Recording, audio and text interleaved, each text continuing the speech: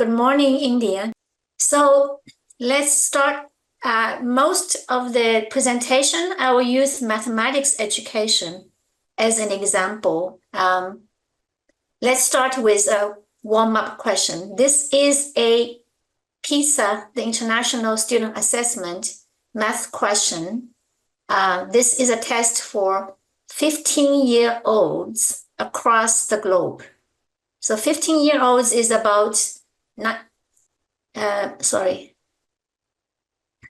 about ninth grade or Form 1, I think, in the British context. Maybe you can take 1 minute to read the question and see if you can solve the problem. And then think about how many of your students, what proportion of your ninth grader or your 15-year-olds you think in your context is able to answer the question. This in PISA, there are 6 levels of difficulty, all the questions. This is a level 5 or level 6, the highest difficulty level. So in Shanghai, it would be more than 55% of the students will answer it correctly. More than 55% students. I think the average for OECD is about maybe 25%. We'll see the data later. So the point is there's a very high level of mathematics proficiency in Shanghai. That maybe I will share with you now. So for those of you who are familiar with PISA, and this is actually an OECD initiative. It's carried out every 3 years. Shanghai participated in 2012 for the first time, or in 2009 for the first time. And very quickly, it ranked #1 in all the 3 subjects, mathematics, reading, and science. Not only it ranked #1, but the distance between #1 and #2 is also very large. So you see, for example, in the mathematics, the average mean score is 613, but the OECD average is 494.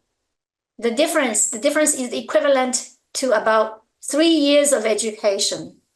So essentially, it's like Shanghai student, 15-year-old, even though they may be in the same grade as somebody in Europe or America, but the Shanghai students actually has had almost 3 more years of education. That is the level of achievement we're talking about.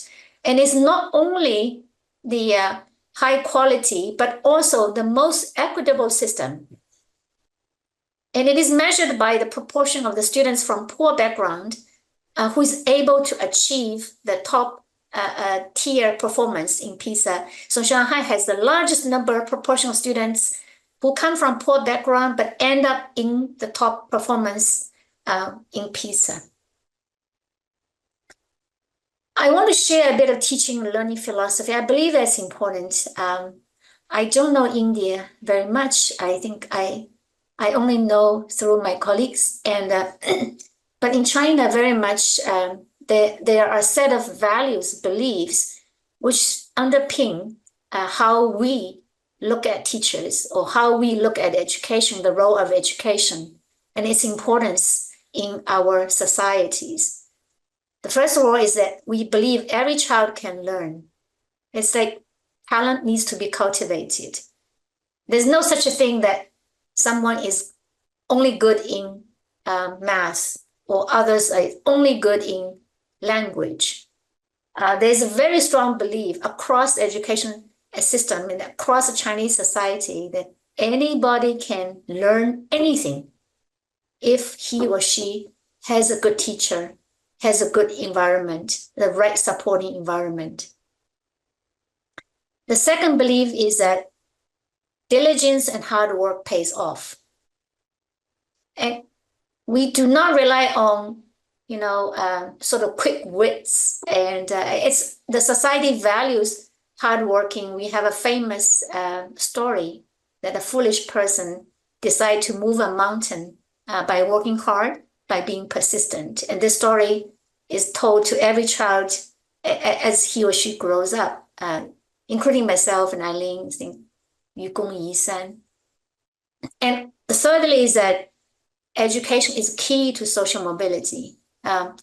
This actually manifests since 2,000 years ago, where many of you may be familiar that we have a civil servant examination system started from some dynasties or 2,000 years ago, where the emperors or courts used examination to select the best minds, the best educated people to sort of man the administration system in the court. And this tradition is actually continues to be carried out even today. To be a civil servant, you have to pass very rigorous examination in China. And it's so competitive that it's as competitive as the college entrance exam, maybe even more. So there is belief that if you study well, you pass the test, you're able to move up the social ladder.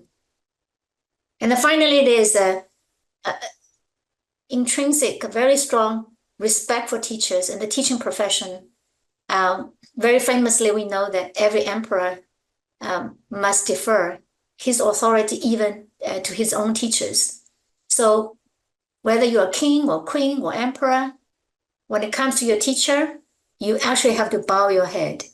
So these are some of those very stylized summary of some of the values. Many of them is actually reflected through the Confucius tradition. You may see that in some of the other East Asian countries, like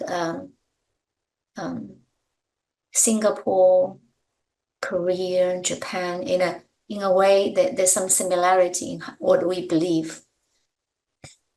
I want to also quickly share with you the Chinese education system and its management structure and a bit of the system, whether it's centralized or decentralized.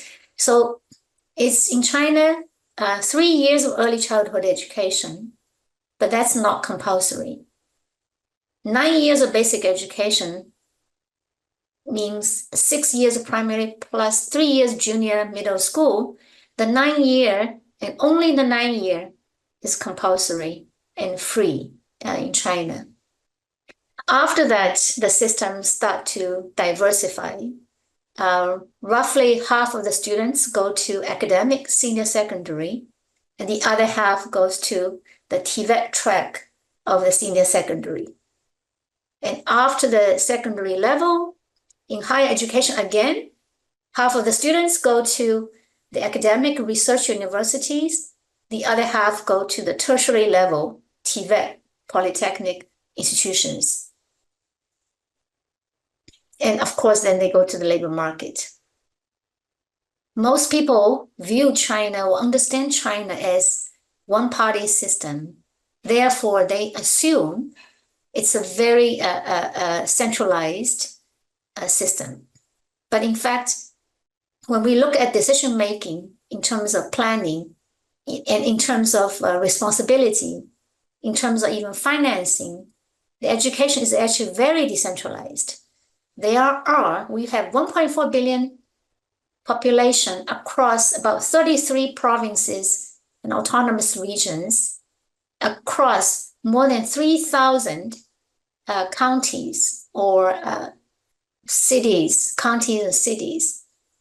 The responsibility for basic education, as well as for preschool and for senior high and vocational school, the responsibility rests with county district governments.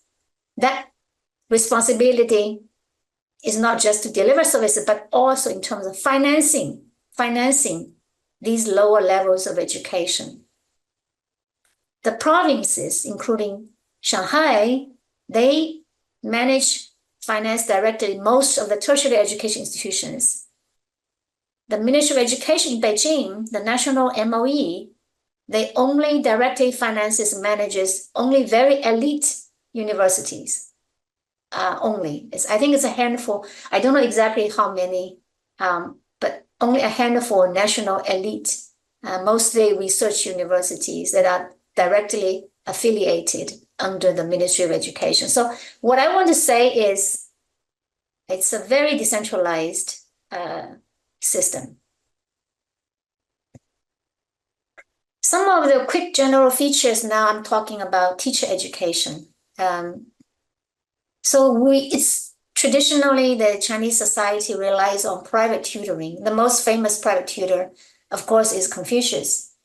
Our modern education system is actually only 100 years old. For the teacher education, we have now about 300 teacher education universities / institutions, colleges. Half of them are called normal universities or specialized teacher training universities. The normal, you may have heard the Shanghai Normal University or Eiling's Zhejiang Normal University. These institutions, their origin and the majority of the program target towards training teachers. The other half of the teacher training institutions are actually colleges of education within comprehensive universities that started in the 1990s. And then, of course, we have a cluster of provincial, prefectural colleges of education, local teachers, schools, which are mainly for in-service training, professional development. Now, increasingly, we have online colleges as well. So this is the system of teacher education.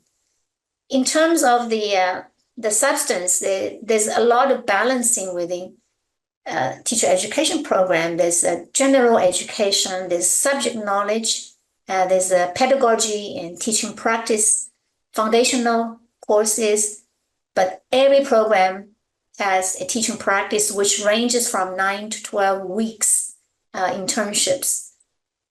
Here, I want to say that teachers in China, even at primary level, they specialize. So a math teacher will only teach mathematics. A Chinese language teacher will only teach Chinese language. Maybe some teacher like Chinese, they may end up also teaching for something like politics or history. But for mathematics, science, you tend to see like almost 100% of them only teach their subject of specialty. This may be different from India, but I know it's very different from the US or the European countries. Within the teacher education, there's a lot of integration between professional knowledge, but also ethical and moral education as well. Increasingly now, the curriculum tend to reflect the party's doctrines a little bit. And also teachers, in terms of identity, most teachers identify themselves as lifelong learners, as reflective researchers, and also role models for the students. They don't just teach, they also are very much supposed to be role models as well. So this cultural respect for teachers combined with, in terms of education policy, I'll share with you that there's a very clear career ladder for teachers, which plays a role in how effective these teacher researching group works at school level. The teacher pay is quite competitive.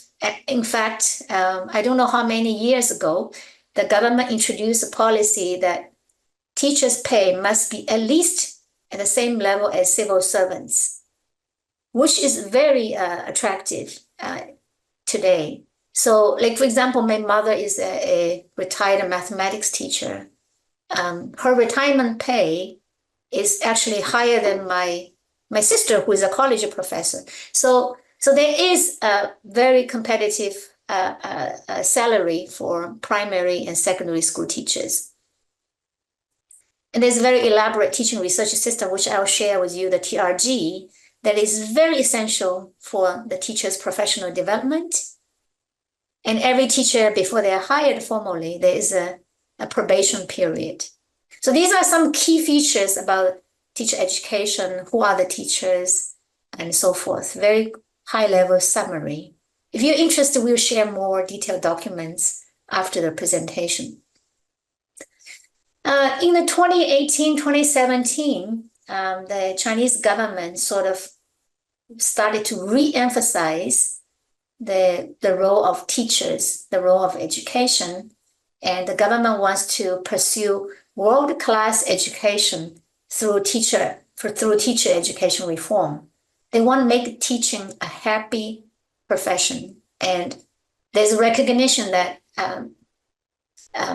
any 100-year plan of a nation, education is fundamental to make sure the plan is achieved. And within education, teacher is fundamental.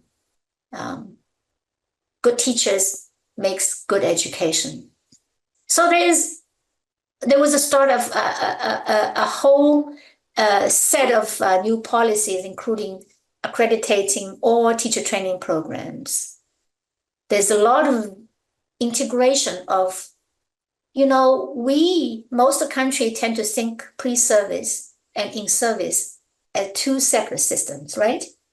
I don't know the situation in India, but I suspect in some way it is also like that.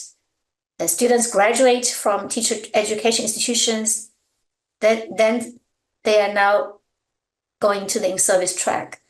But in China, there's now a lot of integration between pre-service and in-service. Now, pre-service institution university are now doing a lot of in-service and training. And the tutors now, some of the teachers, best teachers in the schools now are actually recruited into the university education program as tutors, as college tutors for students, and vice versa.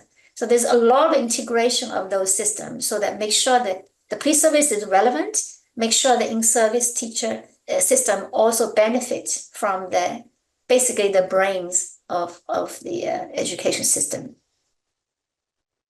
So they introduced the teacher training credits, professional standards, the certification.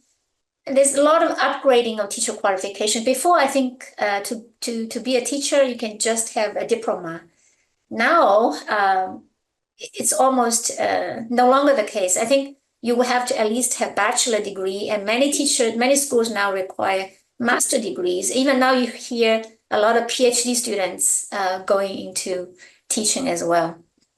There was a lot of introduction of Master of Education degrees for the rural and disadvantaged areas, which is always a challenge in most education systems. How do we deploy our teachers to the remote, rural, and poor regions?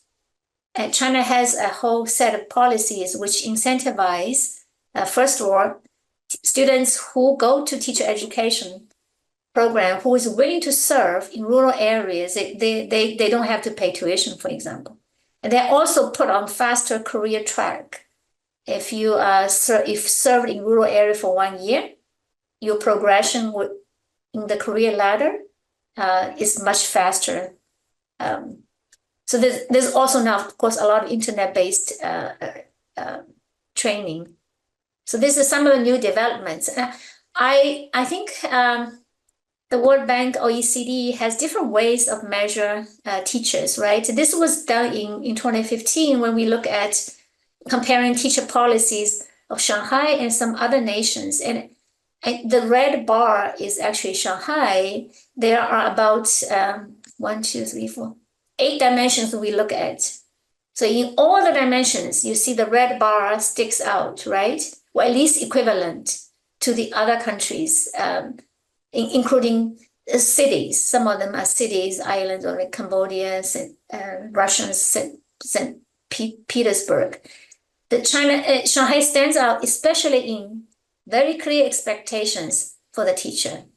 They attract the best teachers into the teaching. And teachers are monitored, supported greatly as they become a teacher. So this is one way of measuring where the Shanghai teachers stand vis-a-vis the other systems. This is another quote from the OECD TALIS. That's teaching and learning, I think, survey of teacher learning, including teachers.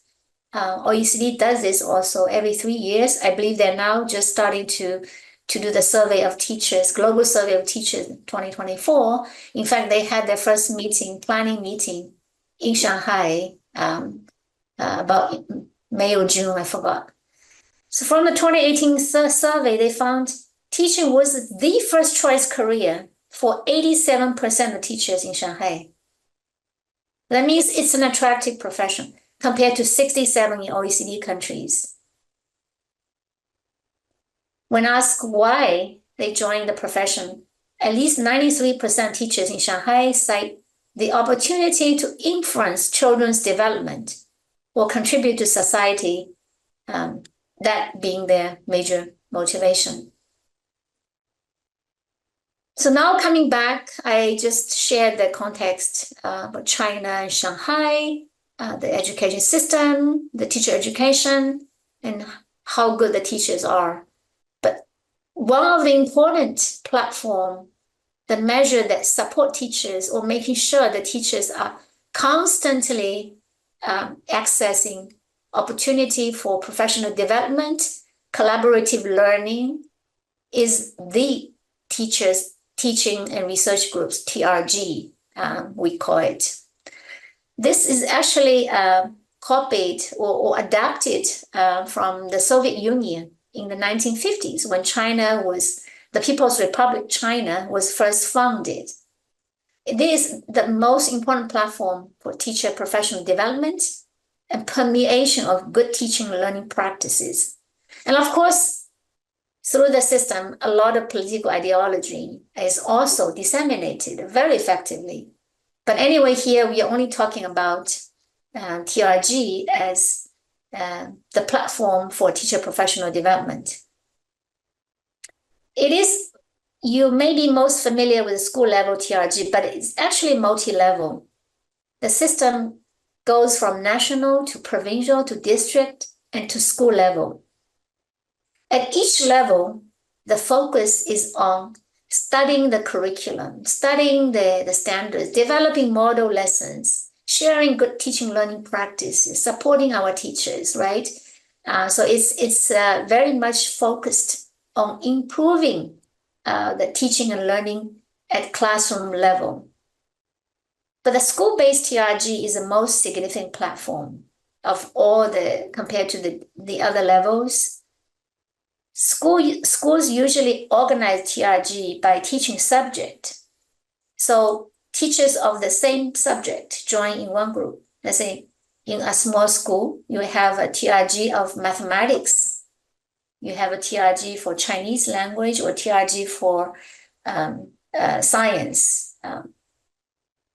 So you may have teachers of different grades, but the same subject put together in one group. But when the school is very large, and India maybe, in China, some of the school can be as large as thousands of students. In those schools, TRGs are then split into lesson groups. So grade 1 teachers will create grade 1 lesson group in mathematics, grade 1 lesson group in Chinese, so that it's further split by grade level. It's very important to note that all schools provide time and a budget for the TRG activities, at least once every 2 weeks for 2 hours. This is, of course, is possible because I mentioned in China, teachers only teach their subject. So if you look at an average teacher's time of teaching per week, it's not actually full time. So if you think about 1 week as 35 hours or 40 hours per week, the actual time the teachers are in a classroom standing there and teaching is perhaps about 15 hours or 15 to 20 hours at most.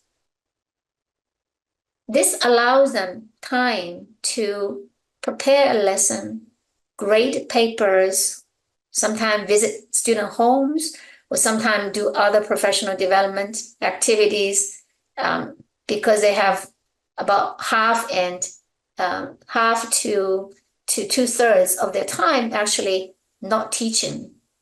So this makes TRG actually possible. Not only in terms of timetable, which is important, the budget is also important. You may say it does not require any budget for people to get together, but after a while, you realize some small budget for printing, for copying, for tea and coffee, for some small events make a huge difference in TRG, and this is provided in the Chinese education school budget. So it is, how do you call it? It is a platform. It is organization of teachers at every school. It's a mainstream mechanism. It's a daily practice. It's not something add-on, or a consultant comes in, you do 2 hours of collaborative learning, but it sort of permeates the everyday teaching and learning at the school level. It's a grassroots organization. It's a Chinese version of the learning community. All the teachers have their career development in TRGs. And very importantly, their participation contribution in TRG forms part of teacher evaluation, and they factor in teacher appraisal and career progression. So this is another quick summary. Some of the pictures I share from Shanghai, how teachers are sort of sitting together or in the classroom discussing a particular teaching practice, or it could be discussion of theory. It could be a practice, sort of mingling of practice and theory. So I mentioned the teacher career ladder. I think it's important also to share with you that the top part of the chart shows how competitive teacher salary is in Shanghai compared to Finland. It's quite equivalent with Finland. But a little bit less than Korea, but much more than United States as a proportion of GDP per capita. So this is example from Shanghai, but it's true across almost all the provinces in China that there are 5 ladders to the teaching profession. You first come in after probation. You serve 1-2 years, you become 3rd grade teachers. Then you progress to 2nd grade teachers, and then 1st grade teacher, and the senior grade teachers, finally honor or master teachers. Each progression is determined not by years of services only, but very importantly, by evaluation of your portfolio, evaluation by your colleagues, by your principal, and maybe even by your students in some cases. But also there are mandatory professional development hours that each progression has to fulfill. Maybe from 3rd grade to 2nd grade, you have like 300 hours of professional development credits you have to earn. The formats can be multiple, but you have to fulfill those requirements before you progress. To be an honor teacher is like having a professor title, and it's actually very rare. Those are the mastery level teachers. They are the frontline teachers who have devoted their entire life on improving teaching learning practices. Many of them now actually are absorbed by the universities as college tutors to teach teacher education programs, or at least part-time tutors in colleges, to share their teaching practices and lifelong reflection on what it does mean to be a teacher. What are the typical TRG activities? This is a picture of Shanghai teachers sitting, observing their colleague teaching. So I made a list, but there's a lot of flexibility, and depending on the leader, the plan, the budget, the interest, the activity can be very flexible and can try to meet the demands of the teachers in that particular school. So usually they undertake planning. They plan the TRG activities for the year, for the semester. The teachers get together to prepare school-based assessments, because China, within the basic education, there's no longer examinations at the end of primary, for example. But schools have a lot of formative assessment in the classrooms and at school level. And those teachers actually get together, prepare those school-based assessment instruments. Very importantly, the TRG induct new teachers. When the new teachers fresh graduate from school, and they need to induct the new teachers to the new policies, if any, curriculum standards, a lot of induction is needed. And also very importantly, TRG activities actually around lesson preparation, lesson design, observing others' lesson, reflecting on each other's lesson, improving your own lesson. This loop of studying a lesson, preparing a lesson, observing others, and try to improve yours accordingly, or try to, after one try, you realize some students may not be absorbing it, you revise. This forms a very important loop of activity that is very central to the TRG. This striving for the best lesson design to cater to the needs of your student, whether it's 20 students, 40 students, 50 students, this constant striving for the best lesson designed and delivered is very essential to the TRG. Experience sharing among peers, problem solving through collaborative learning. Sometimes they organize special activities like the Pi Day in mathematics. What is pi? So, and then action research on education curriculum problems, teaching improvement among teachers on site. So this is related to this thing about designing the best lesson possible. Other innovations, TRG fosters a culture of learning community where teachers can develop their subject, discipline knowledge, as well as improving the pedagogical skills. It is the most important platform for teacher professional development.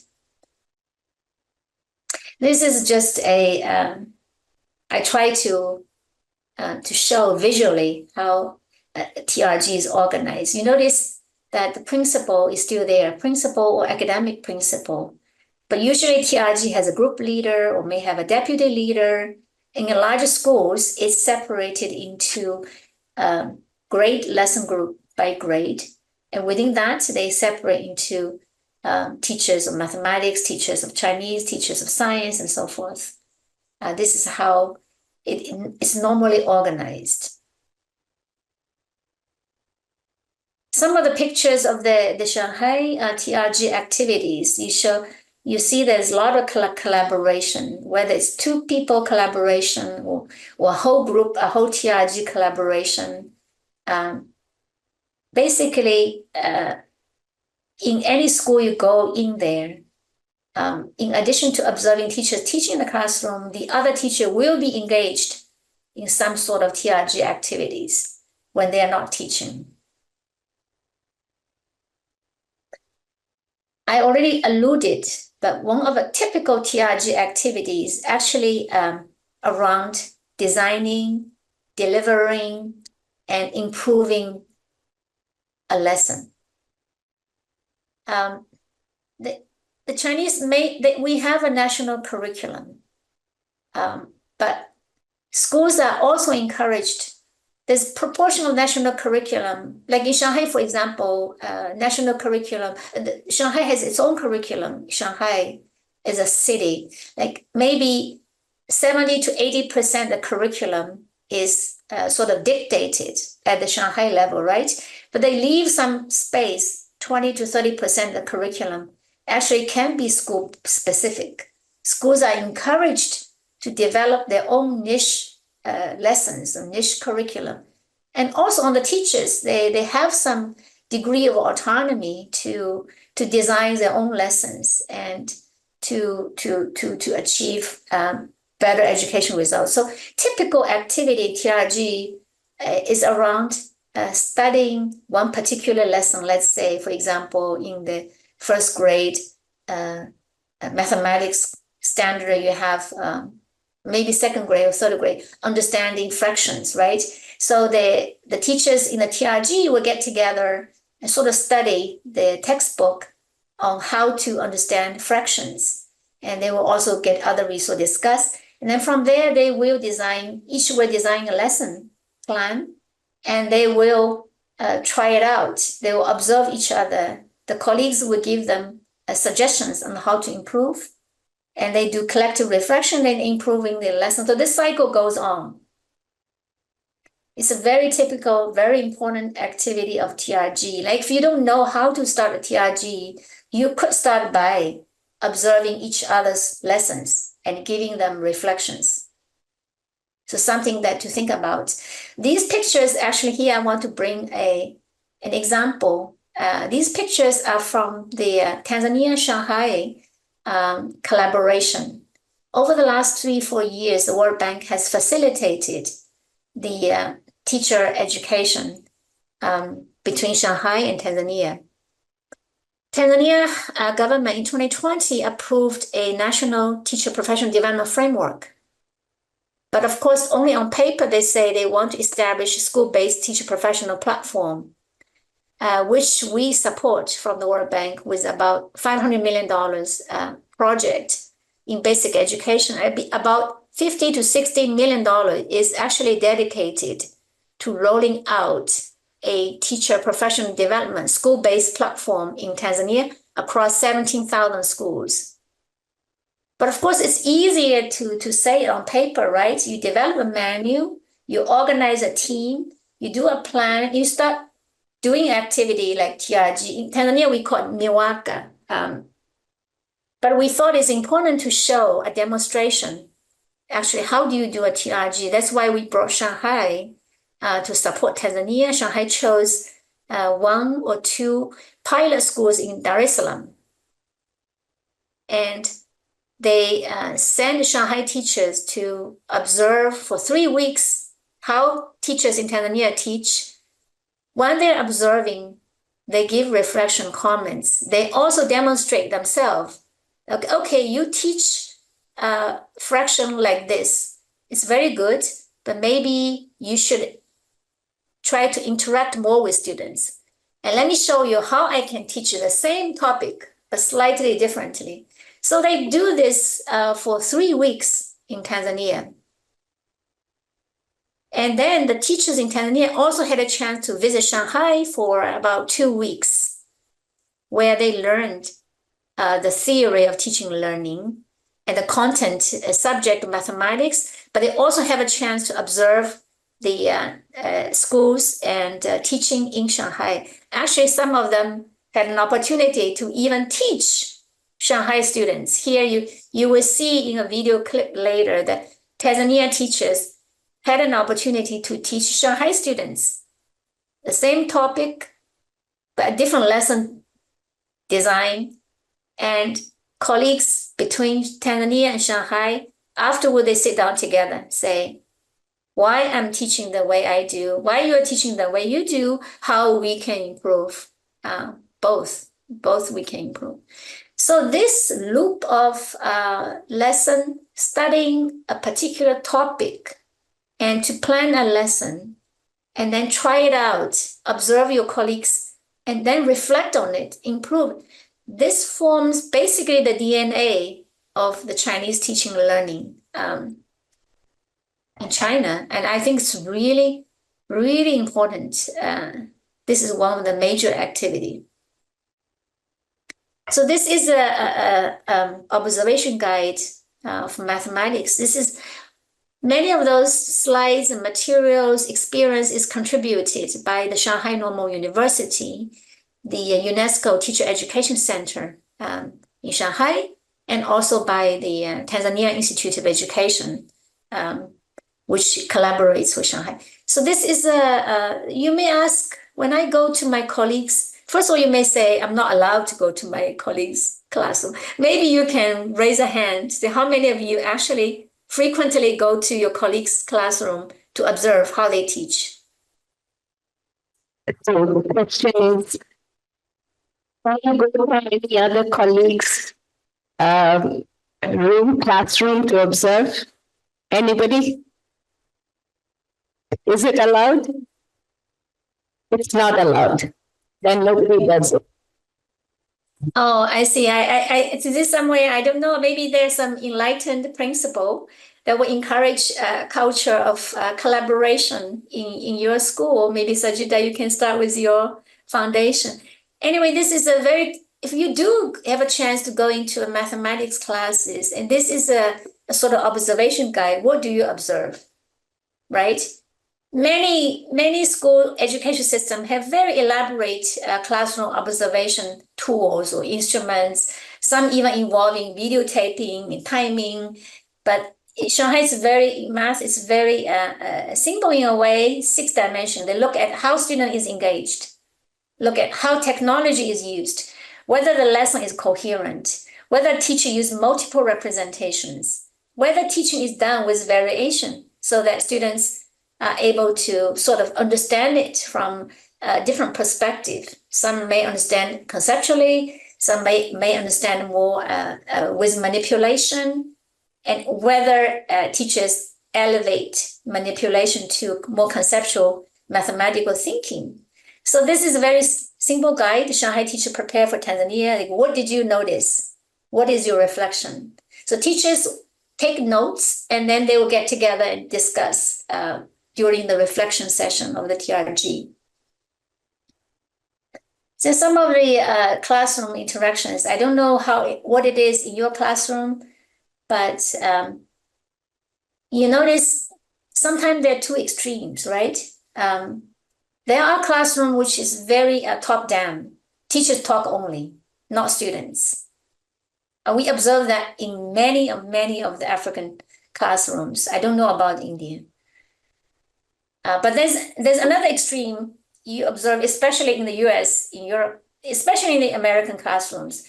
Students are asked to explore on their own. Sometimes they're left exploring for a long time. I see those as two ends or two extremes of teaching practice, right? So in Shanghai, it's very clear that you have to have a balance of both. Teachers should show the concept and but also guide the students very well. So a little bit balancing of top-down and bottom-up approaches. Here are some of the award-winning TRG activities. Right? I mentioned in teachers' portfolio, and awards actually matter in whether they can progress to the next career ladder. So through your TRG, you design your lessons, you demonstrate your lesson, you do public classes, and every teacher come to observe. Even teachers from other schools or the leaders can come to observe. And sometimes teachers are awarded with the best lesson design, right? Those awards form part of the portfolio and to help them get elevated in the career. So these are the example of the awards some teachers won in designing the most creative classes in mathematics and so forth. One of them is like cross-discipline, interdisciplinary mathematics activity design, for example, basically a project-based learning approach for mathematics. So these are examples of the awards. Here I want to say a little bit about the role of principal. Again, in China, it's a routine that principals, they observe teachers' classes. It is very, in Shanghai, we did a study of 153 schools, and the principal asked them in the last semester how many times they have visited or observed a teacher's teaching. You see that the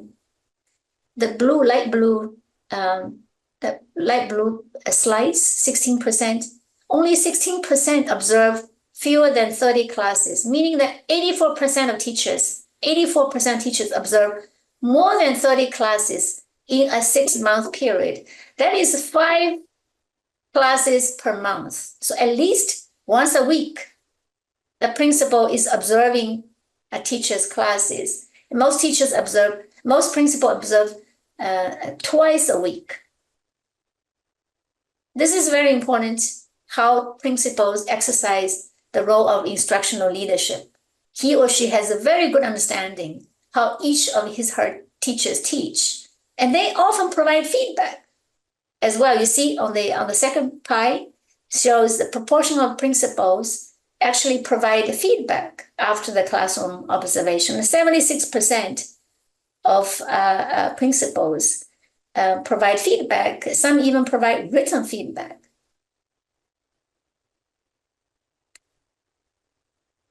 I think at some point Sajida asked me a question about how not to get sucked in the bureaucracy. How come the system actually works in the Chinese context? And I want to say a bit of the school autonomy, how important it is. As I said, even though it's a centralist system, one party, but the school management is quite decentralized. If we look at the autonomy, the level of autonomy of schools, and you can see the level of autonomy is quite high in Shanghai, maybe not as high as Netherlands or Finland in some aspects, but it's quite high compared to many other systems. Here is a more detailed breakdown of the autonomy. Schools mostly have autonomy in budget planning, in management. They have some varied autonomy in even personnel management. Maybe they cannot fire teachers. I think it's more difficult to fire teachers, but they can definitely recruit teachers. There's autonomy for them to develop school-based curriculum and pedagogy. They're not told to fit into one particular pedagogy or one script of lesson. They are actually encouraged to innovate, to develop their own lesson and pedagogy. Schools are accountable for learning outcomes, the professional accountability through simultaneous processes. And of course, every Chinese school has not only a principal, but also a party secretary, right? Usually the two of them forms a twin leadership. And in a way, some experts say this helps because then some of the external management relationship with government is done by one leader, and the other leader can focus on core teaching learning matters. There are usually no councils, and I know many of the schools in developing country have councils, a different level of boards and governance boards. In China, there's really no school councils, but there's a PTA. The PTA's role is limited. They are not interfering in teaching learning. That's considered a professional matter. PTAs are mainly in fundraising or organizing parties, activities, so forth. So I think if we see the schools having some autonomy, then we understand why they can actually make that work, the system work. Here is a video, maybe there's a 2-minute video about the experience of Tanzania, Shanghai, collaborating, doing the cross-cultural TRG activities with Shanghai teacher observing Tanzania, Tanzania teacher observing Shanghai. They may be teaching the same topic, but in a different way to the same group of students. They're reflecting, they're trying to improve.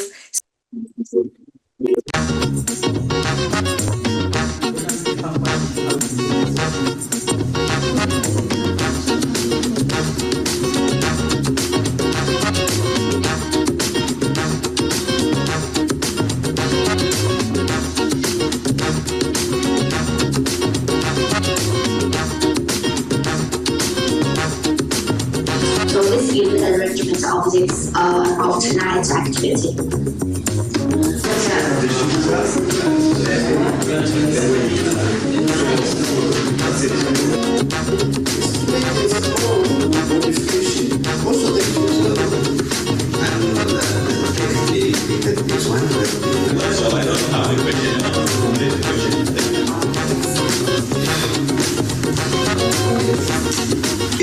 We express the question in that way, so that will be the first. Yes, I mean the environment, the building. So that's correct. So there is.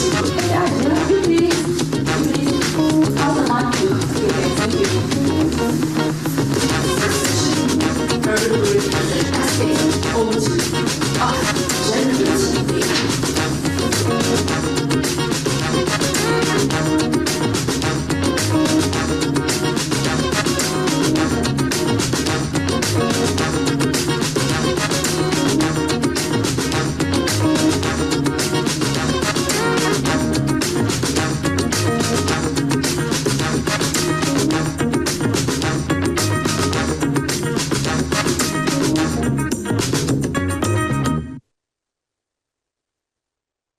Thank you very much. I think that ends my presentation, Sajida.